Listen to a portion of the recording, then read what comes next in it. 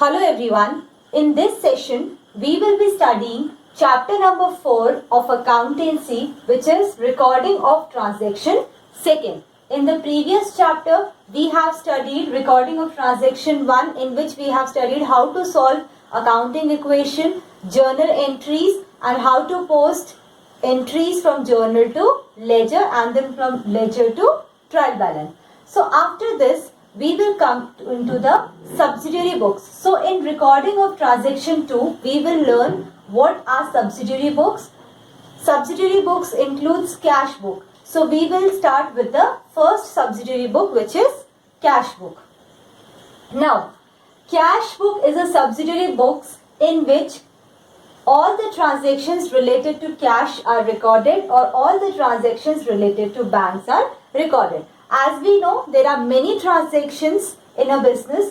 So the transaction which is related to cash is recorded in cash book. Also, transactions which are related to bank are recorded in cash book. For example, if a person has purchased 20,000 goods from another person, so here in cash, so here we will record this entry. But if a person if a business has purchased 20,000 of goods from another person in credit, so we will not record that transaction because that is credit transaction. So credit transactions are not recorded in cash book. Second is cash and check receipts are recorded on debit side. Now cash and check receipts mean whatever amount the business is getting or whatever amount the business is receiving in the form of cash, that is known as receipts. So receipt sides are always recorded on debit side of cash book. Cash and check payments. This include cash as well as check receipts. Cash and check payments are recorded on credit side. So whatever amount of business is paying money to another party in the form of cash or in the form of check, it will be recorded on credit side, which means payments are always recorded on credit side. Receipts means the amount which is received by the business in the form of cash and check, it is recorded on debit side. And payment means whatever amount the business is paying to the third party in the form of cash or check, it is recorded on credit side. Fourth point is cash book performs the function of both journal and ledger. As we know, first of all, the entries are recorded in journal. Then after journal, we classify those transactions in ledger. But in cash book performs both the function equally. As we don't have to prepare journal and then ledger, we can record all the transactions related to cash in cash book. So in this way, cash book is both journal and ledger. So cash book क्या है? Cash book वो subsidiary book है जिसमें cash से related सारी transactions या bank से related सारी ट्रांजैक्शंस रिकॉर्ड की जाती है. अगर बिजनेस कोई ट्रांजैक्शन क्रेडिट में करता है तो वो रिकॉर्ड हम कैश बुक में नहीं करेंगे. Second is cash and cheque receipts are recorded on debit side. जितना भी amount of money is received by the business in the form of cash or check, business जो भी receipts कैश या check के form में receive करता है, receipts का मतलब होता है रिसीव करना. whatever amount the business is receiving in the form of cash, it is recorded on debit side. and whatever payment, जो भी पेमेंट बिजनेस किसी थर्ड पार्टी को करता है कैश या चेक के फॉर्म में, उसको हम कहाँ रिकॉर्ड करते हैं? कैश बुक के क्रेडिट साइड में. Cash book performs function of both. Cash book क्या है? जर्नल भी है और लेजर भी है. हम पहले ट्रांजैक्शन जर्नल में रिकॉर्ड करते हैं, उसके बाद उसका क्लासिफिकेशन लेजर में करते हैं. लेकिन कैश बुक के केस में क्या है? जर्नल भी होता है और लेजर भी होता है. So that is why cash book is both journal and ledger. So there are two types of cash book. First is single column cash book, second is double column cash book. So in single column cash book, only cash transactions are recorded, and these transactions are recorded in the cash column of cash book. Single column cash book में क्या होता है? सारी transactions जो cash से related होती है सिर्फ वही record की जाती है और एक ही column होता है cash column. Whereas in double column cash and bank transactions are recorded, and these transactions are recorded in cash and bank column. So double column cash book में ट्रांजेक्शन्स जो होती है कैश और बैंक से related जितनी भी transactions है वो रिकॉर्ड की जाएंगी और वो कहाँ रिकॉर्ड होगी, दो कॉलम बनेंगे, पहला होगा कैश कॉलम, दूसरा होगा bank column. So the transactions related to cash will be recorded in cash column and the transactions related to the bank are recorded in bank column. So in this session we will learn what is single column cash book and we will solve question based on single column cash book. Here is the format of cash book of single column. So this is the format of single column cash book. Now in this format there are four columns on debit side, which is date, particulars, LF, that is ledger folio, and amount, and four columns on credit side, date, particulars, LF, and amount. Now debit side is considered as receipt side and credit sides are considered as payment side. So in this format we will solve question number 2 of NCERT, page number 153. Now according to this question says record the following transaction in simple cash book for November 2016. So this is the cash book for the month of November 2016. Now first transaction is on 1st November and the transaction is cash in hand. Now what does cash in hand means? Cash in hand means it is a opening balance for the cash. Opening balance क्या होता है? जिस महीने की आप cash book बना रहे हो उस महीने की शुरुआत में जितना भी आपके पास कैश रिमेनिंग है, that is opening balance. So we will write opening balance in receipt sides because it is a cash balance. That means it is the receipts for business. So now here we will write year 2016, date is 1st November, November 1st. Now transaction is cash in hand. So whenever there is an opening balance of cash, we always write to balance brought down. So balance brought down will be at the time of opening balance. So here we will write balance brought down and the amount is 12,500. Now next transaction is cash paid to Hari. Now cash paid to Hari means the transaction for this entry will be cash paid to Hari. Hari is a personal account and according to the personal account rule is debit the receiver, credit the giver. So here Hari is receiving cash. That means debit the receiver. Hari will be debited to cash. Now entry is Hari account debit to cash because Hari is receiving the cash. We are paying cash to Hari. That means Hari is being debited. So in cash book, as we know, in the ledger we have studied whatever transaction is in journal, in ledger we write it in the opposite direction. So here also we will write this on opposite side. Now Hari will be written here because we are paying cash to Hari. So it is a payment for the bank also, payment for the company also, that is, and payment side is written on credit column. So here date will be 2016 November 4 and amount is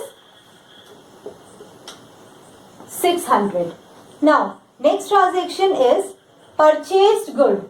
Entry for purchased goods will be purchases account debit to cash account.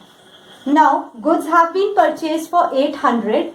So here we know purchases is expense. It is a nominal account. Rule for nominal account is debit all expenses and losses, credit all income and gains. So we will debit purchases account because it is an expense. We are purchasing the goods. That means cash is going from the business. Cash is a real account.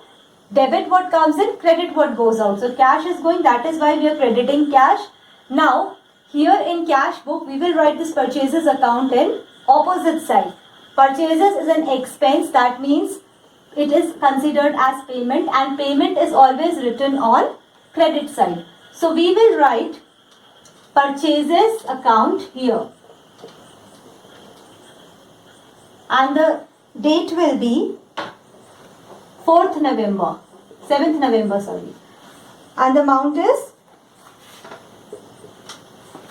800. Now, third transaction is cash received from Amit. So, entry for this transaction will be cash account debit to Amit. As we have received cash, cash is a real account, debit what comes in, cash is coming, and Amit is a personal account, credit the giver.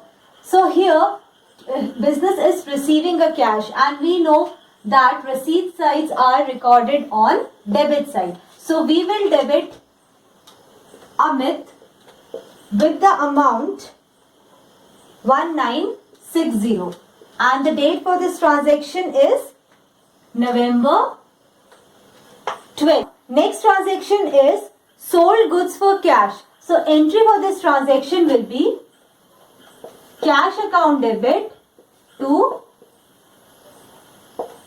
sales account, because goods have been sold on cash. That means we are receiving cash on selling the goods. So cash is a real account, debit what comes in, and sales is a income for the business, and according to the nominal account, income are credited. So here we will write sales account on receipt side, because we are receiving cash by selling goods, so it is considered as receipts. So here we will write sales with the amount 800, and date for this transaction is 16th November. Next transaction is paid to Manish. So business has paid cash to Manish. That means Manish is receiving the cash. Manish will be debited. Manish account debit as debit the receiver to cash. Business is paying cash to Manish. Cash is going out. Rule for cash account is credit what goes out. So here we will record Manish in credit side, because we are paying cash to Manish. Payment of cash is recorded in credit side. So we will write Manish, and the amount is 590. Date for this transaction is November 20. Now next transaction is paid cartage. Cartage is an expense, and entry for this transaction will be cartage account debit to cash. As cartage is an expense are always debited. Cash is going out by paying the expense, so we will credit cash. Now here payment of cartage is considered as payment. So here cartage will be recorded on credit side. Date for this transaction is November 25, and the amount of cartage paid is 100. Now the last transaction is paid salary. Paid salary is an expense, so we will debit salary account to cash, as we are paying the salary in cash. So expenses are debited, cash is a real account, cash is going out of the business for paying the salary. So here salary is being paid, so it is a expense for the business, it is a payment. So we will record salary on credit side. Date is November 30, as in the book it is given 31st November, it is misprinted. The date will be 30th November, and the amount is 1000. So now we will add both debit side and credit side, and we will find that which side has the highest value. So by adding debit side, we will get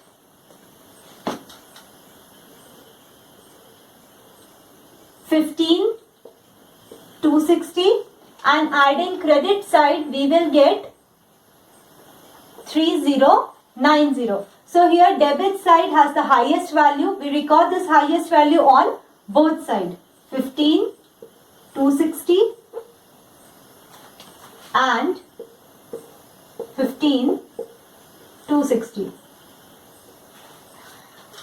Now, here we will balance the figure. That means debit side is exceeding the credit side. So here will be the balancing figure. So by deducting 3090 from 15260, we will get 12170. This is the balancing figure. We will write it as balance carried down. And this balancing figure will be recorded at the end of the month. As we know, balancing figure is always written as balance carried down. This closing balance becomes the opening balance in the next month. Now, date will be 1st December and we will write opening balance as balance brought down. Brought down amount is 12170. So closing balance becomes the opening balance in the next month of first day of next month. Here is balance brought down, which is 12170.